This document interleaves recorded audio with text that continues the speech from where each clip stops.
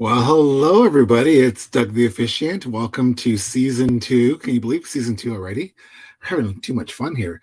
Season two, episode one. Let me talk a little bit about engagement. So, what is engagement? Engagement is a platform that I started here on the interweb where I get to talk about things that tickle my fancy. So, sit back, relax, and enjoy the conversation.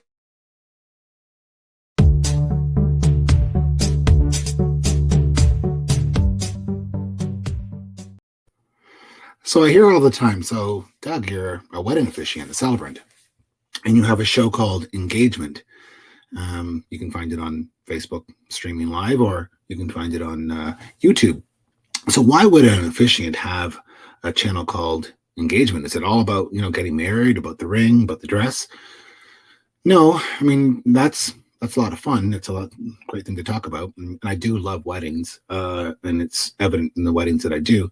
But engagement in the dictionary says to come together, to have a meeting, to have a talk, and to meet, and that's what we do here. I'm by nature, a very curious individual. I grew up in a small town, full of questions. I was that kid that would poke things and say why. I'm now the adult that pokes things and says why. So I like to have conversations with people about topics or content that pique my interest. So I quite often show up here on a Wednesday night with a beverage, maybe two, have a little chit chat, get to know some people, and maybe bust some stereotypes or reduce some ignorance, maybe increase your knowledge, maybe increase my knowledge. Maybe it's all about me. So out for a walk the other day, I thought, well, who would I like to talk to next? And I thought, you know what? I've been to some of the larger centers and seen some drag shows, and I've seen some drag queens, and I thought that's very interesting. And been few times, surprised by the stature and the look, and so I thought, well, it'd be fun to have a conversation with a drag queen. So that's what we're doing today. So I'm really honored and thrilled that we're reaching to a different time zone to have this gentleman. Christopher Wise is a drag queen with Drag Queen Story Hour Canada, and he's agreed to come on in full regalia to answer some questions. Very important, not to degrade or hurt or harm, but just out of pure, simple curiosity.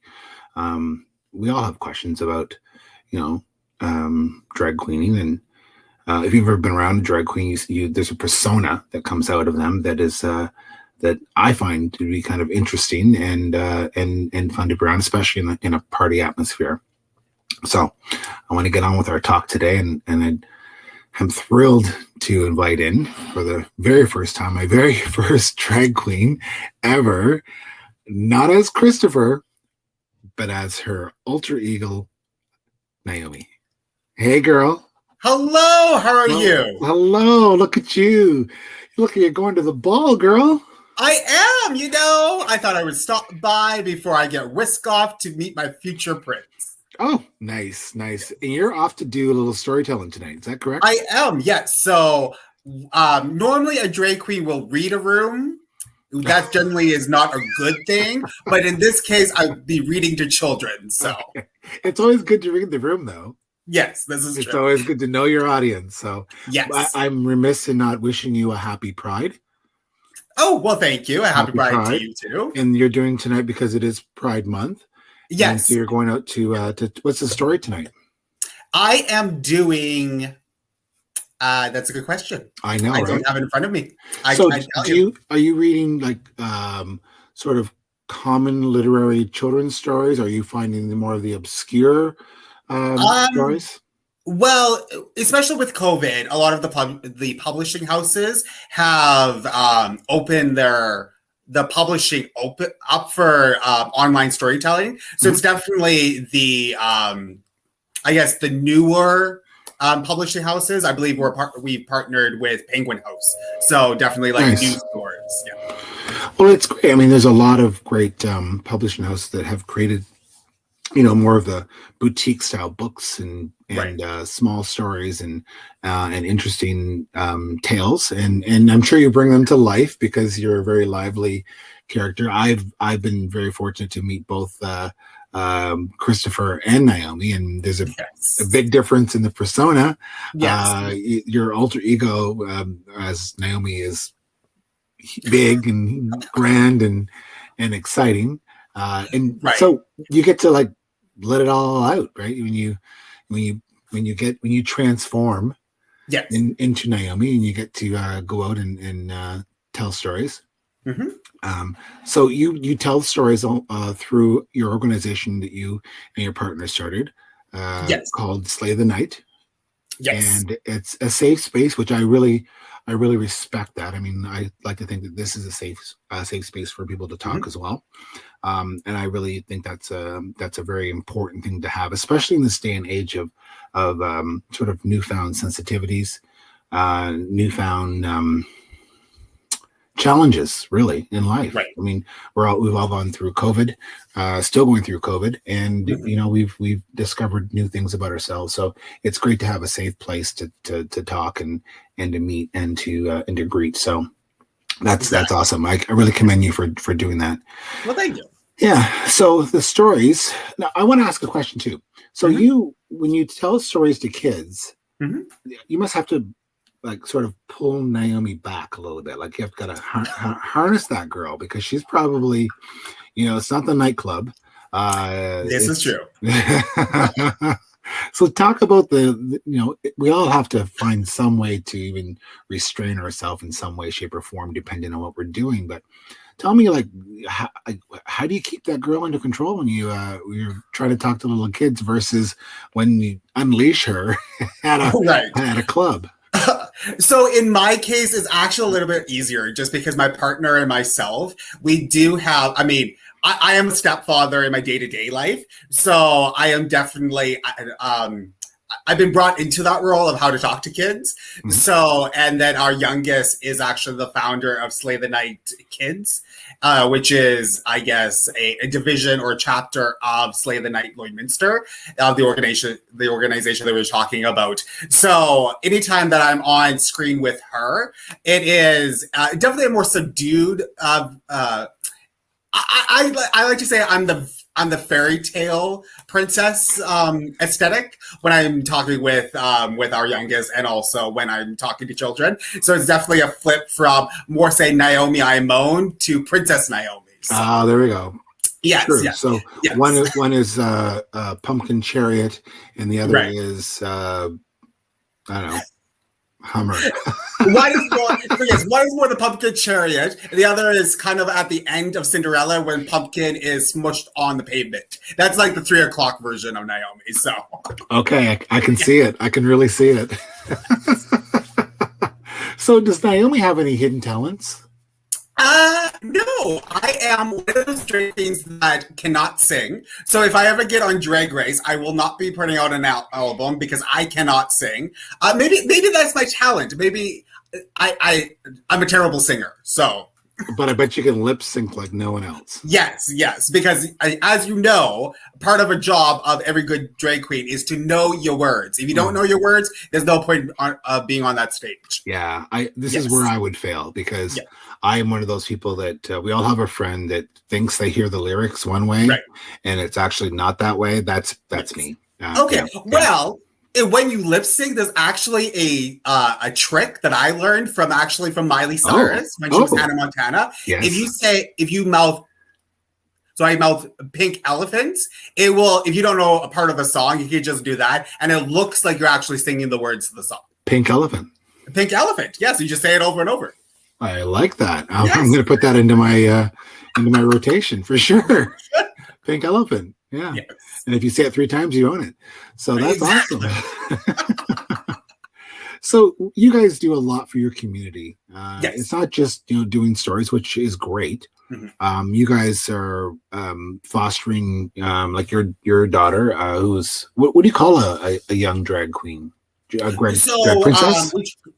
we either call them monarchs in training, and the reason why we use the word monarch, because in our slave family we have drag queens, drag kings, and non-binary drag performers. So monarch is a gender inclusive term. So we either say monarch in training or draglings. So nice. Yes. Yeah, drag, sort of the whole spectrum of drag. Yes. With drag kings, I mean, you're dealing with guys that are dressed sort of a bit of both, I guess. Is that how you'd explain it? So generally, a drag king is a cisgender woman or somebody that identifies as a woman in their day-to-day life, and they do the mask version of a drag performer. Mm-hmm. So they do a completely different opposite than I. I like to hide my male features and make me more feminized. They will enhance their features and make their features more masculine. Okay, so I have seen some drag kings online when I did a little bit of research. Where they're maybe wearing a female clothing, but they have a hairy chest. Yeah, that is that's the same with drag queens as well. I mean, you may have seen the bearded drag queens. Mm-hmm, so they could be in their day-to-day life have gorgeous, luscious beards, but they're wearing the most princessy outfit and with the big wigs and whatnot. So yes, because at the end of the day, gender is a spectrum. So that's what I love about drag. There's no set rules. Just because I may throw on pretty jewels as a drag queen, the next person that may identify as a drag queen may have a completely different shtick, and that's perfect. So it works for them. Well, I think that's a really candid point. The fact that it's a spectrum, right? And drag is whatever you make it, to be for yourself, and it's an outward expression of a personality that you have or possess or bring out and dust off for special events or when you feel you need to. So that's I think that's very fair. And it can come out in a lot of different ways. Maybe it's just putting on one female accessory as a drag king, or mixing it up as in drag in general. But I know a lot of us have the stereotypical, and this is why I started the show, is to reduce stereotypes.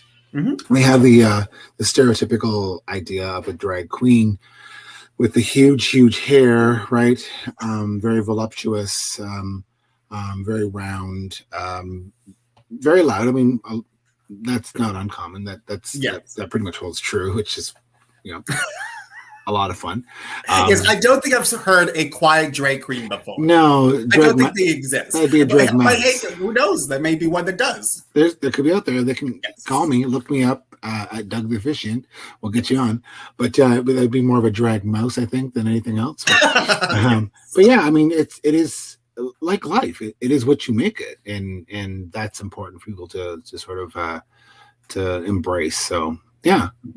So by day, as Christopher, you go to work like everybody else, and you got to have a job, got to make some money, and then you transfer. Have you ever had a situation where someone that knows you as Chris at work, and then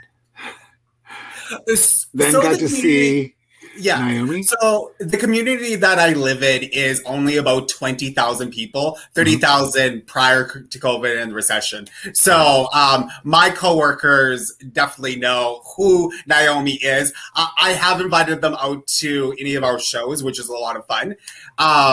But to your point, after our very first show, my boyfriend and I were just walking in our local mall. And as we're walking, these people, I mean, we were in like boy clothes, like day-to-day clothes. And these people were like, oh my gosh, that is Naomi in Phoenix. And we're like, who, where, what? That was surreal to be recognized out of drag to complete strangers. You're in your skivvies. You're in your regular civilian clothes, right? Yeah, that's funny. It's kind of like being a teacher, right? I mean, a student sees a teacher and they're like, "Oh, that's a teacher." Yeah, we go out in public all the time. Yeah, that's funny. So, what else do you guys do in the way of giving back? I know you guys do a lot of things. I think I have right here obviously Slay the Night. I'm assuming you do a lot of events for Slay the Night. Yes.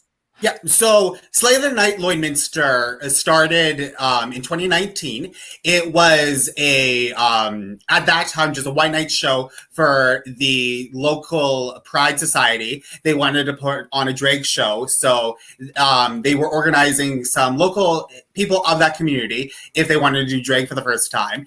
And then we, for those that performed that night, decided that we would give us 1 year, do a couple of shows, and we liked it. We were going to become a nonprofit organization. I'm very proud to say that as of this year, we became that nonprofit organization, and that we are able to fundraise for local communities, for local organizations. And the last year or so, we've raised over $2,000 for various charities, nonprofit organization, and besides raising money and funds, just going out there and, like you said, being that safe place, because we do have a lot of there's a large trans community in the community that I am. So even though I don't identify as trans, just having that open arm and to any individuals that may be feeling unsafe in their own community or in their own households, they can definitely reach out, and where there is that support system for them.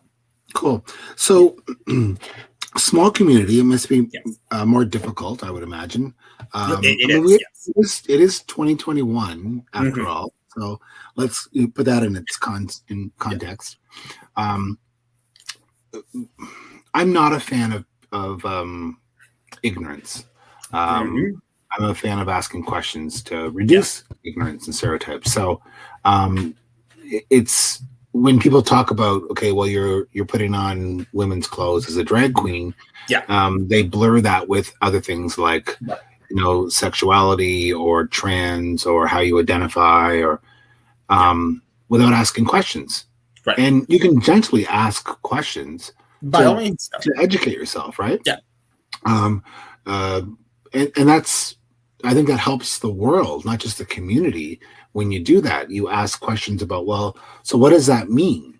And that's a very simple question that people should tattoo on their foreheads, really. Like, what does that mean? Because it's a simple question to ask to get a comprehensive, hopefully more educating answer back. So you don't identify as trans, even though you put on a dress. There's education that needs to happen there so people can understand. And I think some of that education, at least in my neck of the woods, would start with pronouns. People now, you're seeing people, on their business cards or on their video chats and your Zoom meetings, it says, Doug, him, her, him, he. Do you want to talk about that and maybe educate some of our watchers? Of course. So in my day-to-day life, it is as Christopher. My pronouns are he, him, his. As Naomi, as soon as I put on my eyelashes or a little bit of lip gloss, I become Naomi. So it is she, her. And it's very important to put what I'm finding, putting in the pronouns in the email signatures and whatnot. It's just letting. Have you lost me? Oh, there, we can hear you. I think you're lagging. You may have a storm in your neck of the woods, but we can hear you. I think it's coming back. There we go. Okay. Would it be a Slay the Night show performance or interview without some technical difficulty? So what I was going to say, it's important to include those pronouns in business cards and signature, because essentially you're telling the world who you are, and it takes the guesswork out of it. I mean, generally Christopher is a masculine name, but if I'm talking to somebody at work or emailing them at work, I don't want them to assume that. So definitely at the place of business that I work in, I was the very first person that put my pronouns in my signature, and it's just letting them know this is the way I would like to be addressed. It takes the guesswork out of it.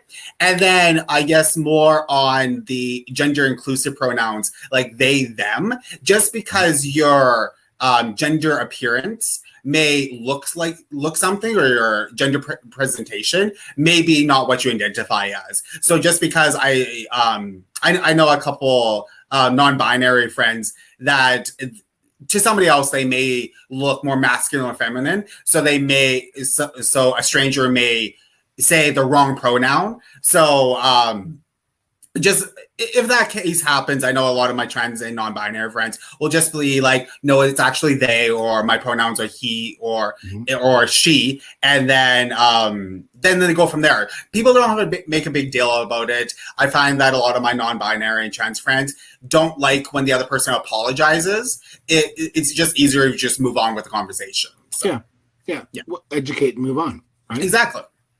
So when you educate, you reduce ignorance and you share knowledge, and that's not a bad thing, people. Right. So COVID. Yes. I mean, you guys are going along doing story hours and probably libraries and bars and cafes, etc. And then COVID came along. Yes. So now you're doing it. You've had to pivot like everybody else, right? To keep the stories alive. Yes. And so you guys are doing this now through Facebook? Yes. So the last time we actually performed was in February of 2020 at the start of COVID. That was, we did a Valentine's Day extravaganza. It was more cabaret style. And then like everybody else, March 8th, I think was the date, and the world shut down. And we were like, well, we built the last year and a half of our audience, our fan base, our community. Where do we go from here? I'm sure we're not the only organization that went through this. So the very first thing we were saying, well, we're not going to slow down. We have online, there's Facebook. Zoom was just in the baby stages. We're going to do Zoom, and we're going to start this off running. Well, I'm sure like everybody else realized, it takes a lot of work to start an online adventure.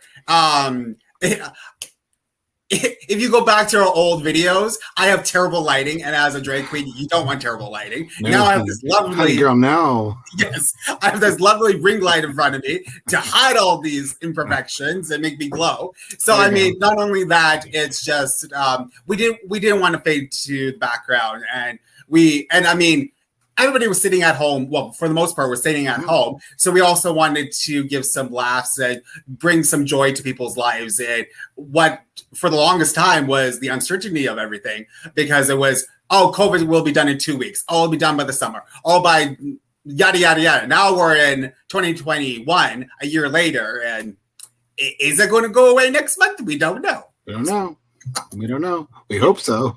We're tired of this. So. Just a little bit. Yes. So talk to me about the talent pool that you guys have. There's 20,000 people in Lloydminster where you're at. You have actually a relatively large number of performers within your group. Yes. I'm quite amazed by that. That's incredible. Are you canvassing people to become a drag queen or drag king? Actually, it's funny. Anytime that Slay the Night does something, like whether it's like Pride Week, we did a Pride Walk on Sunday, socially distanced, of course, or any online shows, we grab a new family member from our audience, our community, and they just become like my sibling. It's amazing. And we have drag queens, drag kings, non-binary performers. We have draglings. What's have bio queens. It's just amazing. So well, the last two need some little explanation for Uncle Dougie here. Okay. You may have to tell me what I said, because I just spelt things. So I know I said bio queens. Yes. So yes. So a bio queen is generally a cisgender woman, and then she's a drag queen. So a lot of bio queens will enhance their femininity, and basically drag is larger than life personalities. So they become even more of a personality. Yeah. More could not be bad, right? No. Yes. Never. Right. Yes. Not that I'm a size queen or anything. No. Yeah. Well, that's very interesting. I mean, it's good to understand the whole spectrum. Yeah. and and And I understand it mean, a little bit more. even though we have, I think, 10 or 11 performers that identify each different way, there's a ton of other drag personalities and drag artists that our small group hasn't even tapped into yet. So, yeah, that's awesome. You guys do a lot of great things for your community, and you do a lot to advocate and educate, which is extremely important. And that's why I wanted you on here today. So, I think it's awesome. I really recommend, of course, you guys have a lot of events. This event here yes, is that is coming me. up. That is you. Look at you, like a farm girl. I like that. Yes. I think I was going for, I don't know if you watched RV or the vacation movies. Mhm. Like I was going for like that blonde, pretty wife look. So Nailed it. yes. Yeah, I mean, you guys do a lot of events. I recommend that everyone look you up on Facebook Yes. under Slay the Night, Lloyd Minster. Yep. We'll put some notes in our information below so people can find you. Awesome. Certainly reach out and support or tune in. Is Drag Queen Bingo still a thing? I actually hosted Drag Queen Bingo on Sunday. Now, I've never been to actually Drag Queen Bingo. Last year was my first time hosting it. I had a lot of fun. I made it up on the spot, and yeah, there you go. Yes. I think I'd rather be a bingo caller than a bingo player. I can't keep up. But I can imagine you as a caller would be a lot of fun. Yes. We don't use numbers. We use pictures. And the pictures are from the most PG Disney to the X-rated R. So that was a lot of fun. Obviously, that was more of an adult evening. We didn't have any minors on it. So I can just imagine. Yes, I was not Princess Naomi that night. No. Well, I can't thank you enough for coming on and having a conversation with me. I love to have a conversation with a drag queen. We may have more of those coming up, which would be exciting. And awesome. It's good to educate the people, and it's good to learn more about things outside of our own circles. So thank you for being here. I really appreciate it. Look them up online. Maybe you can catch Naomi doing a story. Maybe you can gather the children. Yes, children, come on in. We love children yes. to sit in on our story time. Yeah. So thank you very much, and we'll see you when we see you. Awesome. Well, thank you.